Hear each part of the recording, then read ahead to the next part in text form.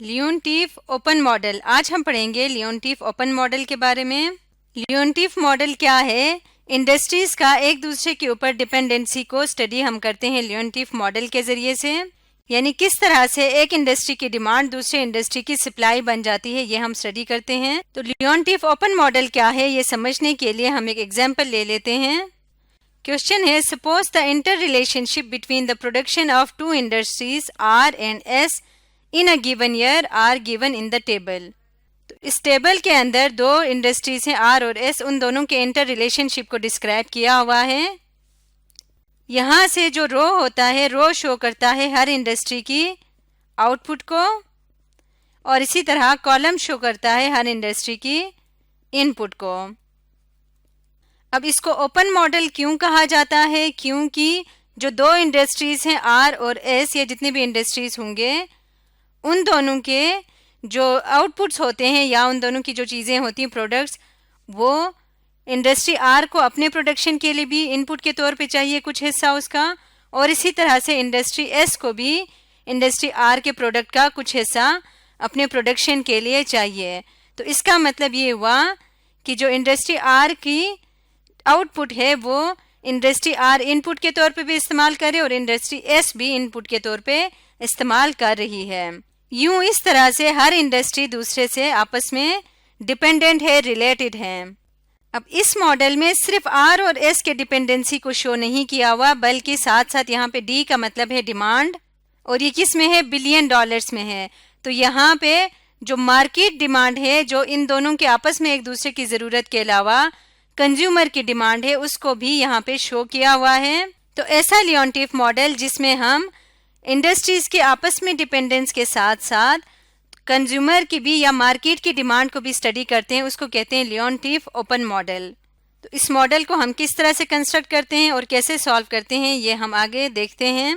सबसे पहला स्टेप होता है, हम कहेंगे कि आर की जो आउटपुट है उसको हम एक्स कह देते हैं और एस के आउटपुट को हम वाई कह देते हैं। तो सबसे पहला जो स्टेप है वो ये है कि इसको हमने वेरिएबल असाइन करना है। अब इसको इक्वेशन के फॉर्म में लिखेंगे किस तरह से, x जो है यानी r की आउटपुट टोटल क्या है, इसको हमने लिखना है x के तौर पे। x इक्वल है 0.3 टाइम्स x की अपने आउटपुट का 0.3 पर जो वर्थ की चीज़ है वो r ने खुद यूज़ किया, प्लस 0.4 ऑफ y, और 0.4 वर्थ जो है वो y ने यूज़ किया, और साथ में प्लस हो रहा है जितना कंज्यूमर को चाहिए, वो 6 बिलियन डॉलर्स हैं।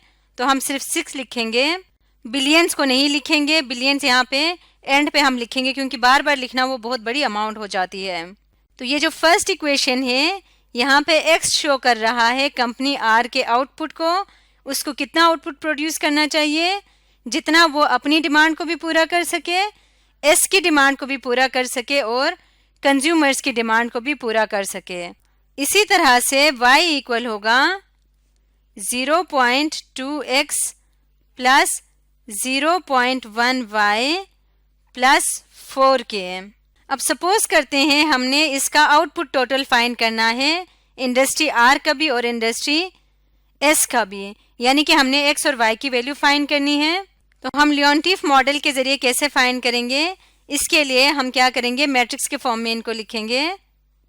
x और y ये एक कॉलम मैट्रिक्स है, इसको मैट्रिक्स ऑफ आउटपुट भी कहते हैं क्योंकि ये टोटल आउटपुट को शो करेगा, इज इक्वल टू 0.3, 0.4, 0.2 और 0.1।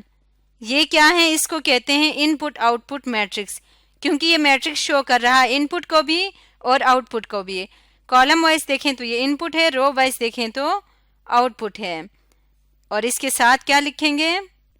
x और y साथ साथ लिखेंगे।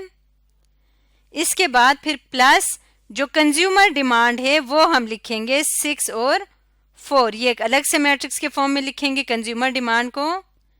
जो क्लोज्ड मॉडल होता है उसमें ये वाला मैट्रिक्स नहीं होता, यहाँ तक सिर्फ होता है, जबकि ओपन मॉडल में ये कंज्यूमर डिमांड वाला मैट्रिक्स एक्स्ट्रा है। इसको अगर हम मैट्रिक्स इक्वेशन के फॉर्म में लिखें तो होगा x इक्वल टू, इसको कहते हैं इनपुट आउटपुट मैट्रिक्स को m, m into x plus matrix of demand को d लिखते हैं। इसमें से क्योंकि हमने x की वैल्यू फाइंड करनी है तो हम इसको लिख सकते हैं i into X minus m into X is equal to d। अब यहाँ से x को कॉमन ले लें तो यहाँ पे बचेगा i minus m into X is equal to d। x की वैल्यू फाइंड करनी है, इसको दूसरी तरफ ले जाएंगे यानी कि हम इन्वर्स लेंगे दोनों तरफ, तो ये बन जाएगा i minus m whole inverse into d। तो जो इस मॉडल का सोल्यूशन है वो i माइनस m इन्वर्स पे डिपेंड करता है कि ये एग्जिस्ट करेगा तो इसका सोल्यूशन भी एग्जिस्ट करेगा। तो अब इस सिस्टम को सॉल्व करने के लिए सबसे पहले हम क्या करेंगे, हम i minus m whole inverse की वैल्यू फाइंड करेंगे।